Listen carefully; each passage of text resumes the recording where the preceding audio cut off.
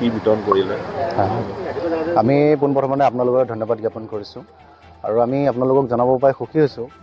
সদৌতীয়া ছাত্ৰ সন্থা মৰিগাঁও জিলা সমিতিৰ উদ্যোগত আৰু বিভিন্ন আঞ্চলিক সমিতি শাখা সমিতিৰ তত্বাৱধানত আমি ইতিমধ্যে বহুকেইখন গাঁৱত আমি যিসকল হাইস্কুল শিক্ষান্ত পৰীক্ষাত আৰু মেট্ৰিক পৰীক্ষাত যিসকলে অৱতীৰ্ণ হ'ব তেওঁলোকৰ কাৰণে কলম আৰু শুভেচ্ছা পত্ৰ আমি ইতিমধ্যে দিয়াৰ ব্যৱস্থা কৰিছোঁ।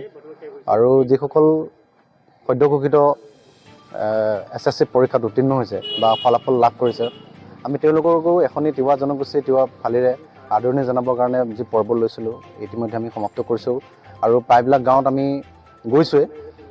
আজি দমাল তিৱা ছাত্ৰ সন্থা আঞ্চলিক সমিতিৰ তত্বাৱধানত দমাল ৰংগমঞ্চ প্ৰাংগণত দমাল গাঁৱৰ যিসকল মেট্ৰিক পৰীক্ষা আৰু হায়াৰ ছেকেণ্ডেৰী যিসকল ছাত্ৰ ছাত্ৰীয়ে পৰীক্ষা দিব, আমি তেওঁলোকৰ কাৰণে একোটিকৈ কলম আৰু শুভেচ্ছা পত্ৰ দিবৰ কাৰণে এই পৰৱৰ্তী অনুষ্ঠানটি ৰাখিছিলোঁ।